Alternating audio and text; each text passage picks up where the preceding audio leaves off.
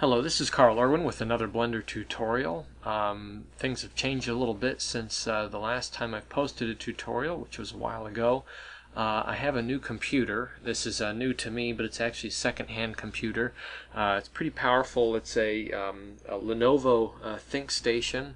It has a Xeon processor, Intel Xeon processor, 8-core processor, 32 gigs of RAM, and it's got also an NVIDIA Quadro, GeForce Quadro GPU, so it's pretty quick, much quicker than the other machines that I've been using in the past for previous tutorials, and it's come at a good time because I think I've just about killed the processor on my home laptop. So now, just because I have a faster computer doesn't mean I'm not going to spend my time on tutorials for OpenGL. I'm going to continue doing that, and that's actually what we're going to do today. But it should help with making these tutorials a lot quicker so that I can more easily do screen capture without having so much stuttering. Things should move along nice and quickly here. But I'm going to continue to center my tutorials around projects that require fast render time using OpenGL, GLSL rendering modes, and limited use of the Blender internal or cycles, if we use cycles at all, to keep in the same vein as my previous tutorials and all the tutorials that are on my channel. So with that being said, let's start a new project here. So I'm running in Ubuntu Studio 15.10. It is April 2016 right now, so there should be a new version of this coming out. I'm looking forward to that. I'm loading that up. But right now we're in the most recent stable release. We'll open up Blender. This is Blender 2.77. Also at this time is the most current stable release. And what we're going to do in this tutorial is we're going to create two-dimensional assets. As I've been seeing some of the things coming out at Video Copilot lately, Andrew Kramer's website, tutorials and plugins for After Effects, I've been noticing that there's a focus on this two-dimensional asset plugin called Saber.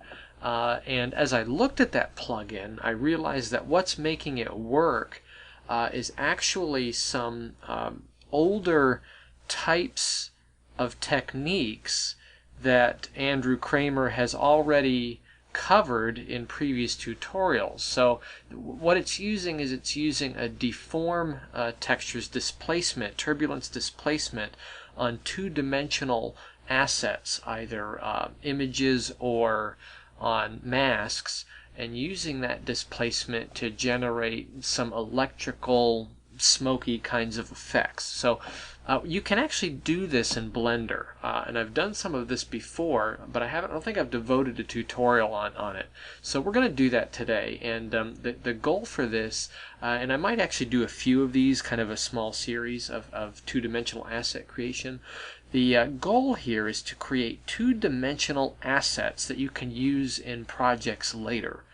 So you can render out just the asset, save it in a library using two-dimensional images and textures without having to deal in smoke simulations and a bunch of particle effects, things like that. Really fast, kind of cheap tricks to get high-quality effects. So let's see what we create here. I'll let you follow along and see what we come up with.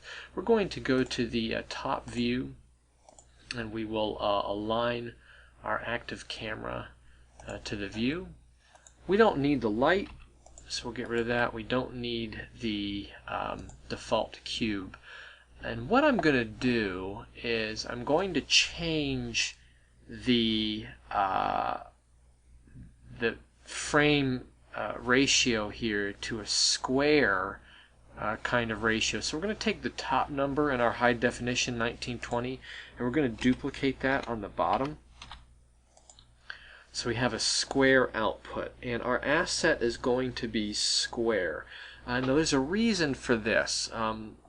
When you're using this method, it's better to make square frame output, because what we're going to do later on is we're going to take this image plane, this video, and we're going to be subdividing it and then adding displacement modifiers to it. And those displacement modifiers will work best if the image that we start with is square. So this isn't absolutely necessary, but it does make it a little bit easier, makes for smoother animations later.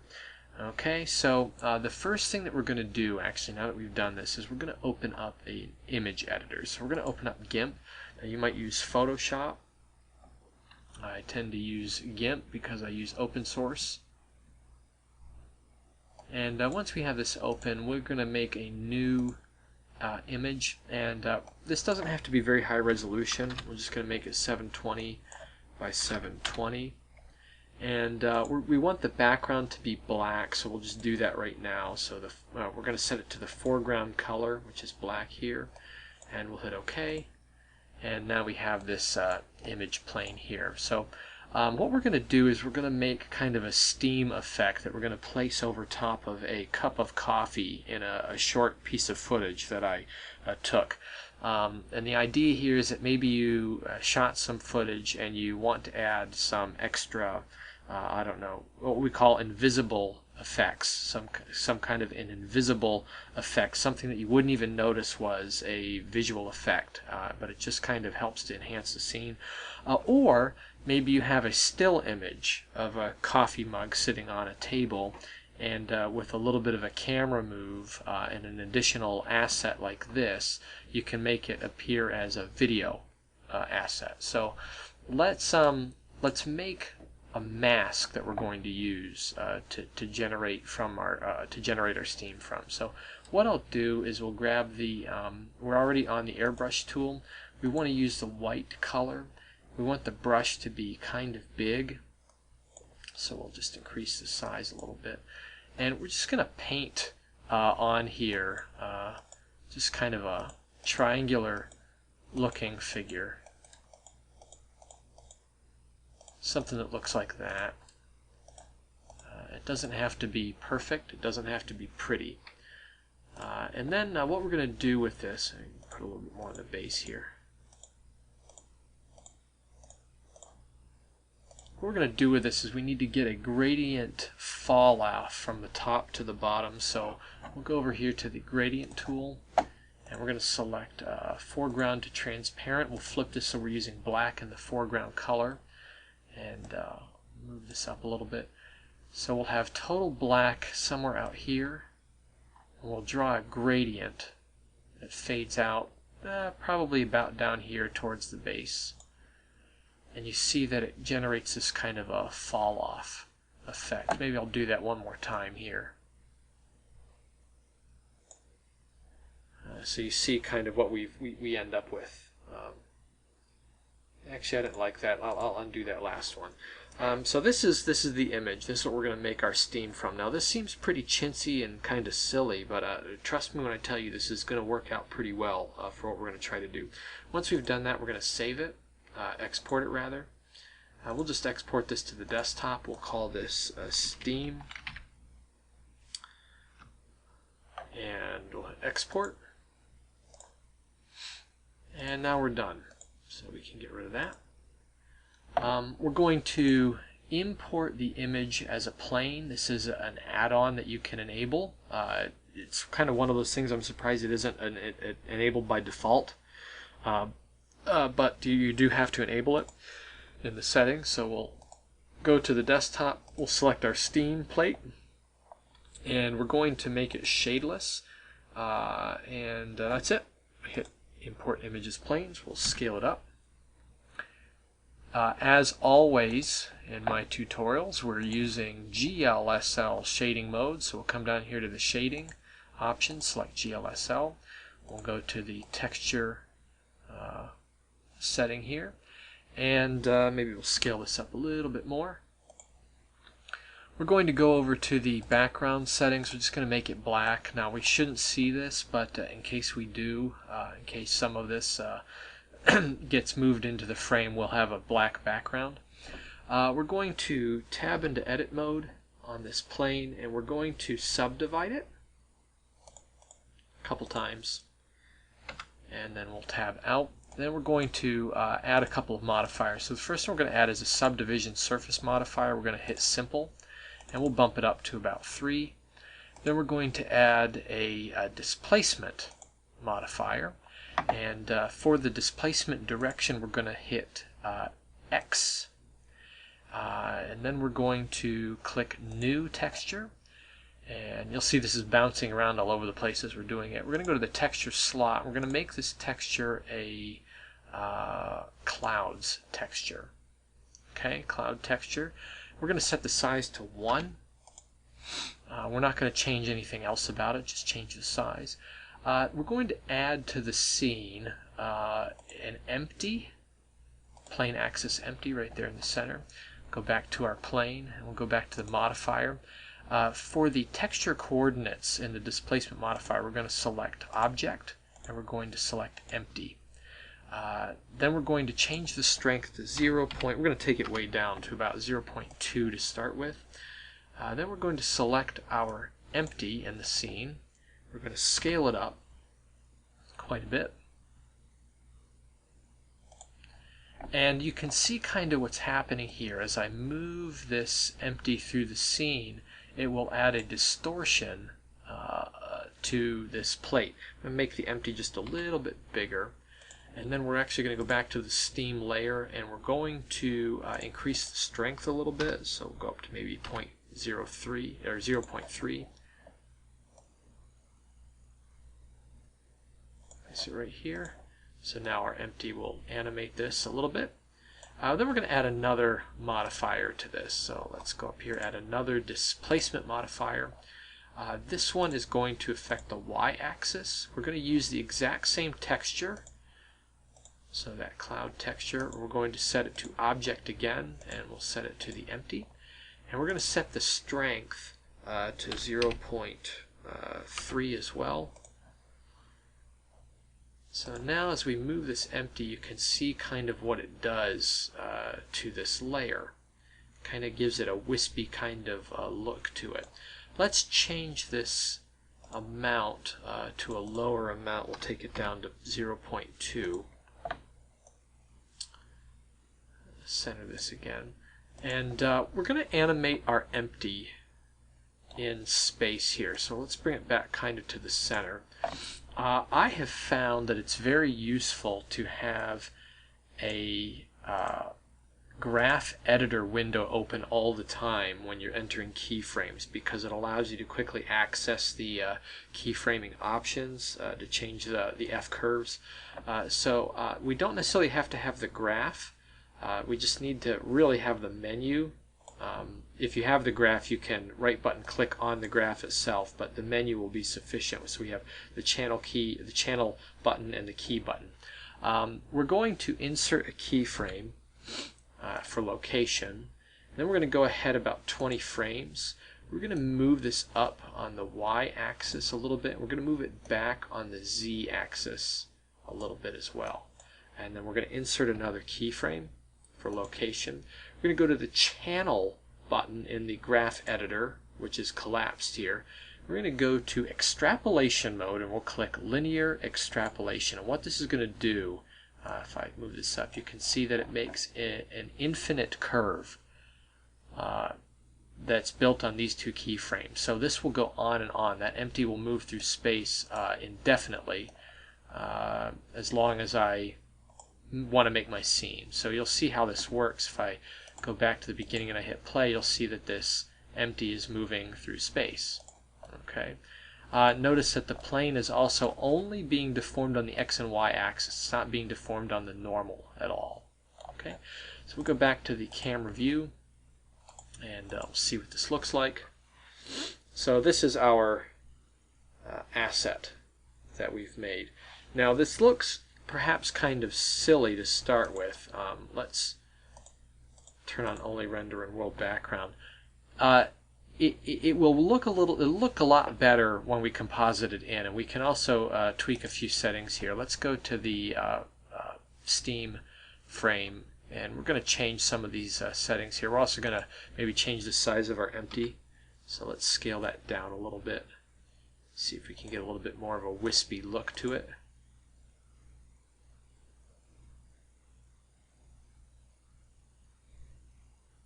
That's pretty good. I do see that I think I want more of a gradient fall off on this. So the good news is that we can actually change that in real time.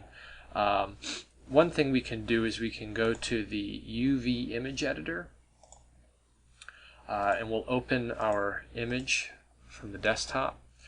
And then if you go to in the UV image editor, you click on image, and you can click on this button, edit externally. By default, GIMP is set to launch from that button, so I can kind of seamlessly move right to GIMP. Let's add one more layer of this gradient. Give us a little bit more of a fall off. That's a little bit better. And actually, let's take our airbrush tool, have it set to black. We'll set the opacity way down, and I'll increase the size a bit. And let's just kind of spot out a few sections here. We'll just kind of airbrush out a few streaks on this.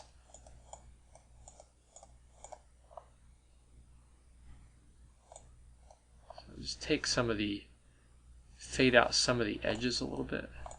Turn up our opacity.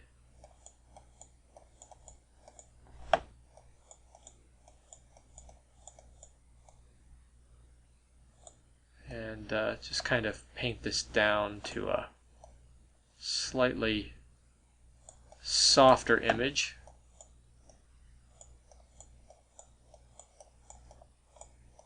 Okay, and then we'll overwrite. And we have seamlessly moved between Blender and our image editor. We'll go back to the 3D view. Now all we need to do is go to the Steam, and we're going to select on the material and then the texture that we've had loaded, and we'll just recycle that, and now it uploads to the changed asset. So now if we hit play through this, you see it looks a little bit better. Looks a little closer to what I think we want to get to. That's good. So what we're going to do now is we're going to render this out. I think what I'm going to do though is I'm going to enlarge, or rather we'll take the camera, we'll move it in on Z space, try to fill out the frame as best we can, move it down on the Y-axis, get the most that we can out of this. Now you could actually composite this directly into footage right in the 3D view using an animator, using an empty to animate.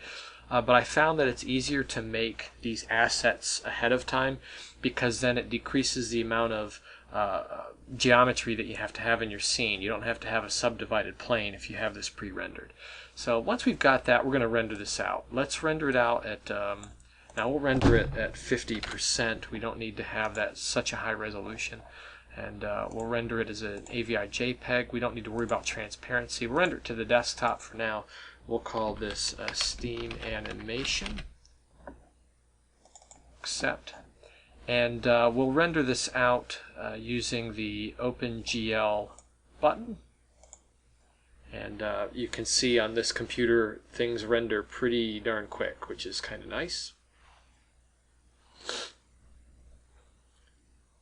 And as this is going on, I'll point out that again, this is exactly what that plugin, that Video Copilot plugin, does. It just distorts images using turbulent displacement modifications to cause these kind of rippling effects. So whatever you can do in that plugin, you can do in Blender. And as we move through this short series, we'll kind of move towards that end. We're going to edit this a little bit more. What I'm going to do is we're going to open up the video editor, and we want to open up a properties page channel here, window. So we have the same resolution because we're still in the same scene. And we're going to drop in that video.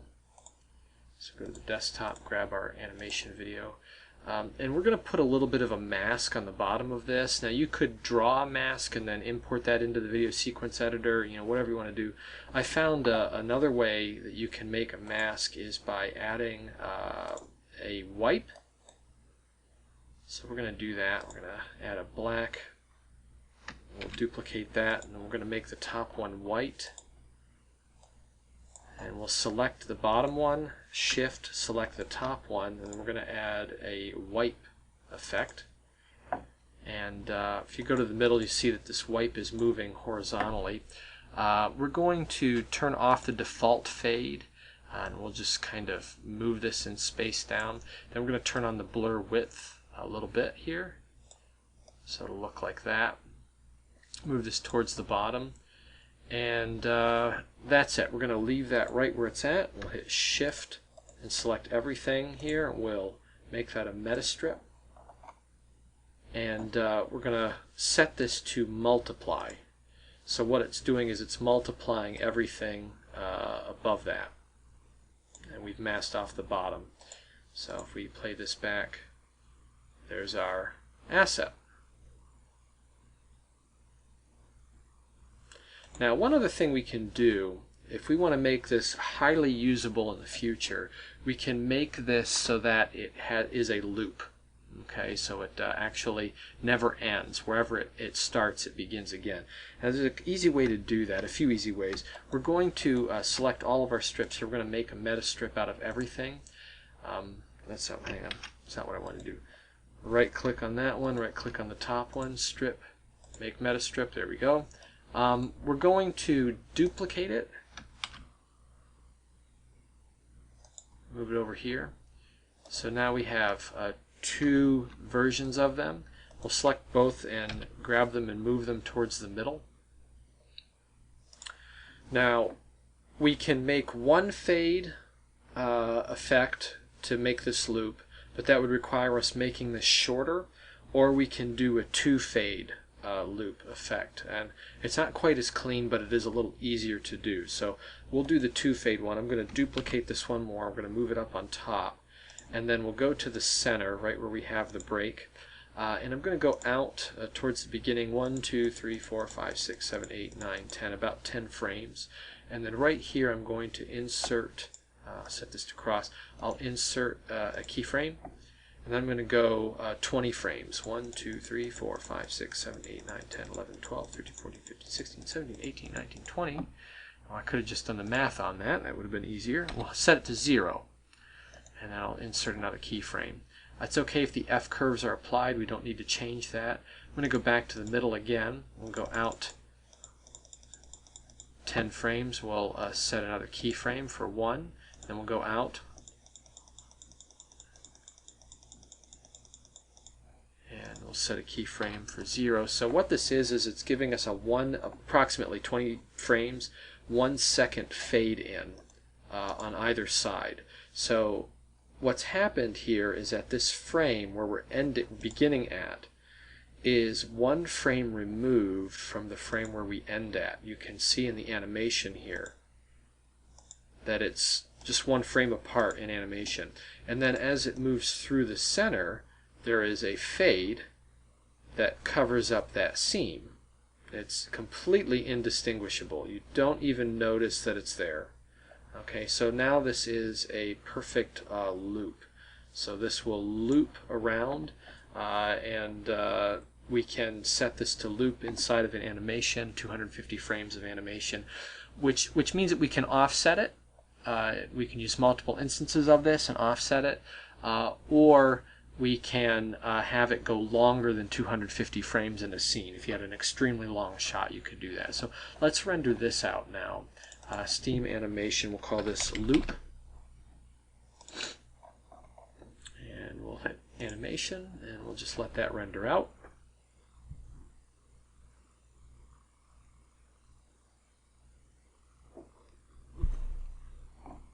Renders very, very quickly here. Okay, so that's the end of that. We are going to add another scene. We'll go back to the default view, and we'll create a new scene.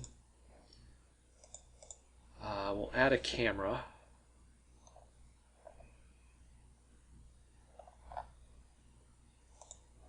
Turn off our only render and world background. Turn this back to GLSL. And we will align the active camera to view again, And then we're going to jump over to the clip editor. And I'm going to open up, I believe my clip is 120 frames long. I'm going to open a video that I took. And it's actually really low quality video. I took it on a cell phone. We want to set the playback to apply to the clip editor. So if I hit play, you see this 120 frames move through. It's just a very, very small camera move. There's not a lot going on, and it's just a pan. We want to track this very quickly. So here's the mug. We're going to set a couple of track points here and hope for the best. Let's go back to the beginning here. We will add a marker. I'm going to put it on this, and I haven't done this yet, so we'll see what happens. Put it on that corner there where there's some text. And we're going to hit the green, see if we can get a combination that gets us a really dark contrast. And looks like if we hit green and red, that gets us the best one. So that's the first marker. Then we're going to add another marker. We're going to do 2-point tracking. And same thing, turn on red and green. This one looks a little bit better. And then we'll select both of these from the beginning, and we will track forward. And it tracked extremely fast. And we can check it. And it looks like everything is sticking where it's supposed to be. Looks good. Because this is just a pan move, we don't have to do a lot of markers. We can just get away with 2 markers and do a 2-dimensional track. Because we won't have anything actually moving inside the scene, we can also get away with a 2-dimensional track. We're going to actually paste our asset to this tracking data. So we'll select both of those. We're going to click on reconstruction. We'll click link empty to track. Once we've done that, if we go back to the 3D view, we'll see now that we have 2 empties that are in the scene that would track with our video. See how that works? Okay. Let's then add a bone to this, a structure that will tie to both of these so we can apply rotation and scaling to our asset. So we'll select the first empty here, turn this to current scene, first track, and we're going to snap our cursor to the selected.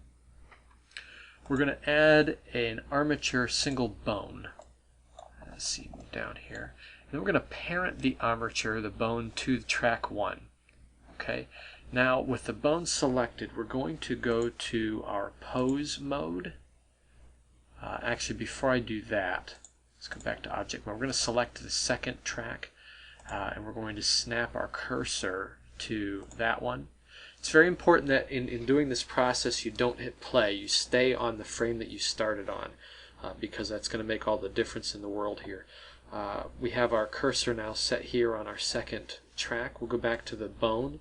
We'll go to pose mode. We'll select the top of the bone, the tip of the bone.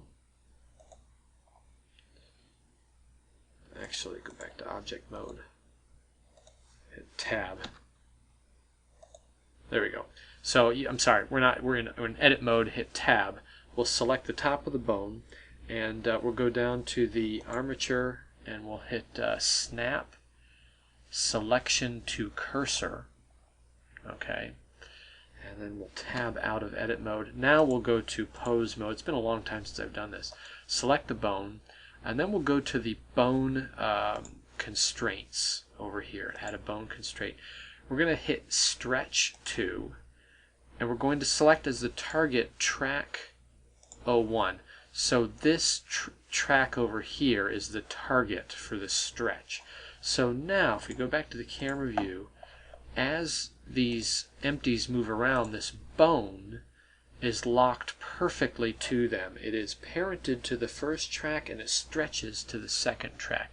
Now I think this image looks kind of ugly to look at for us right now. So what we're going to do is we're just going to change it to we can change it to a stick, which is a little bit easier, or wire is good enough as well. Okay, so now it's not quite so overbearing. Let's add our asset in here. So we will go to File, import image as planes, go to the desktop. We're going to pick the looped version, and we will set it to shadeless. It already is there. I'll import the image as a plane, scale it up, slide it over, scale it down. Now what we're going to do is we're going to try to line this up. Whoops, escape. We're going to try to line this up with our footage, and before we do that we want to paste this. We're going to parent it to the armature, and we'll select bone. And now as that bone moves around, it will change and deform and rotate our asset. While we're here on the texture on the asset, we want to make sure that the settings are right. We want to make sure that auto refresh is selected. If this was longer than 250 frames, I would want to make sure that cyclic is selected, because this is a looping image sequence. It would just loop around. So now we hit play, and we can see that our asset is moving around the screen. Okay, let's get our footage in here where we can see it. Click on background images. We're going to add an image. We'll open our movie clip. And it's funny, by default it sets the start to 0. Movie clips always need to start on frame 1. And we'll click auto refresh. And we'll set this to the front, and we'll set the opacity way down. So now what we can do is we can move our asset around. We'll click on the imported plane here, and we'll just move it around to where it kind of lines up best. We'll scale it down a little bit with our coffee cup. We want the fade on the bottom to kind of line up with the edge of the lip here.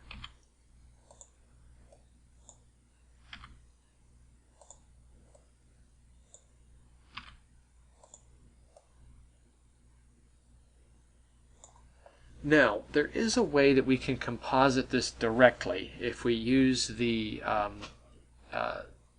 this background setting, background images. What we do is we put the image to the back. We can set it all the way to the back here, and then we'll go to only render. We'll set the opacity all the way up. And then on our Steam here, asset, we'll go to the material setting, and we'll click, actually let's enable transparency real quick, turn the alpha to 0.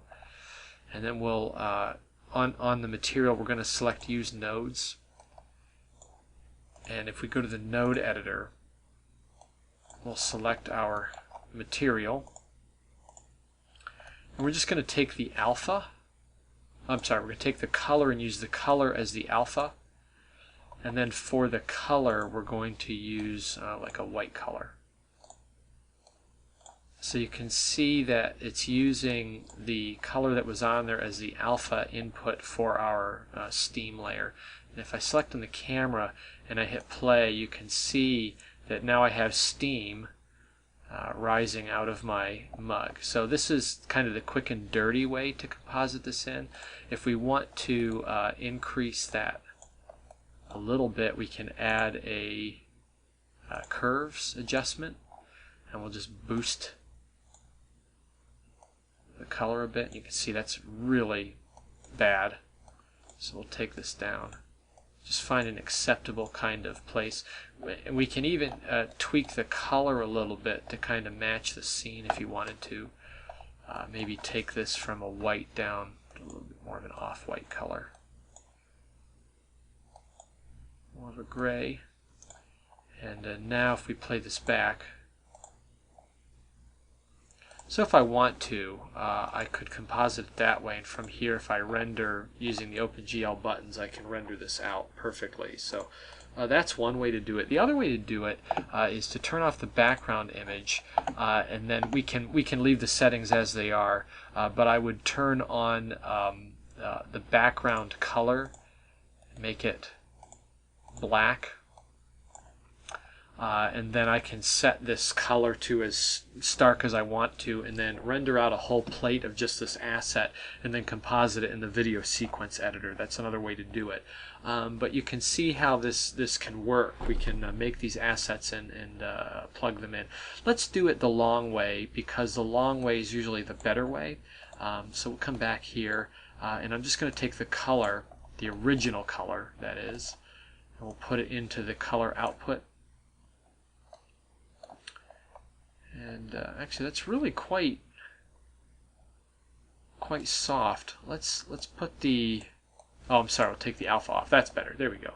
So this is our original asset now. And what I'll do is I'll render this out.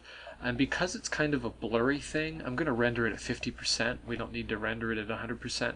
And we'll select AVI JPEG, render this to the desktop, and we'll call this Steam composite plate, and we'll hit accept, and we'll render this out. So you can see this looks kind of hokey here, but again, when we composite, it'll look a lot better. Okay, we'll go to the video editor, and we'll add a new scene. Go back here. We'll on our new scene, we'll add a camera. There we go. Back to the video editor, and we'll set this to 100%. We'll add a movie. We'll add our footage first. Then we'll set our end frame to 120. On top of that, we will add our effects strip. I'm sorry, our asset movie. So from the desktop, composite plate, and this automatically up converts to fit the size of the composition. And what we'll do is we can use different transfer modes to get this to work. I could use an add mode or something like that, but what I'm going to do is I'm going to use this as a layer that will impact a color. So we'll add an effect strip color and make this fill the 120 frames, and we will set the color to our off-white.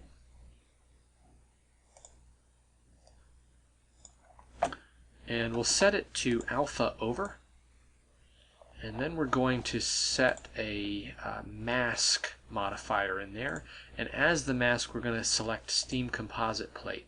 Okay, now we'll make the plate underneath, we'll mute it, and now we can see that it is sitting over top. Now I can change the color, and I can also change the opacity of this to make it work the way I want it to. So let's just take the opacity down 0.9. I'll take it lower, 0.7. Okay, so you can see our steam in there. I'll play it back. It's actually still pretty heavy. Let's take it down. Again, it's an invisible effect, so it doesn't need to be very obvious. You see it tracks perfectly to the footage. Now what I can do is I can finish this up by adding a adjustment layer. We'll add a little bit of correction to this, a little bit of a grade to it. So for the blue channel, we'll just bump up the lows, take down the highs. For the red channel, we'll bring up the highs, contrast with the lows, take the red out of the lows. Take the green, we'll bump the green just a little bit in the middle, take it down on the edges. So we've got blue in the lows, greens in the mids, and then reds, oranges in the high. And then we'll take the contrast, bring down the darks just a little bit, and we'll kind of blow out the lighters colors just a little bit. So before, after. And then we'll take the saturation, we'll just boost it 1.2, see what that gets us. Okay, and then on top of that we'll add, we'll add a, this is an overlay I've made before, vignette.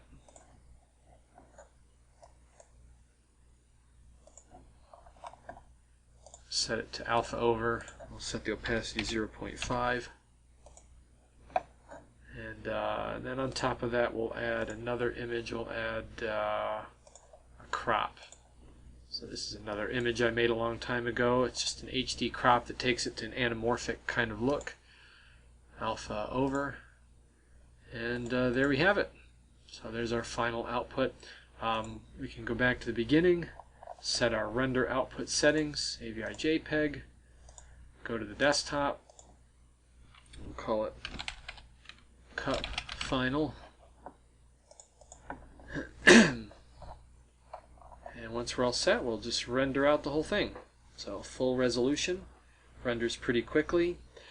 So there you go. We can make these two-dimensional assets in Blender using OpenGL and GLSL, some of the displacement type tools. As we go through a short series here, we'll get more and more advanced effects, but essentially we're always going to be using the same kinds of principles. There's actually a type of effect that we can use where we can make an animation in the video sequence editor of a texture and a wipe that can drive our displacement. Very similar kind of tutorial can be found on Andrew Kramer's website.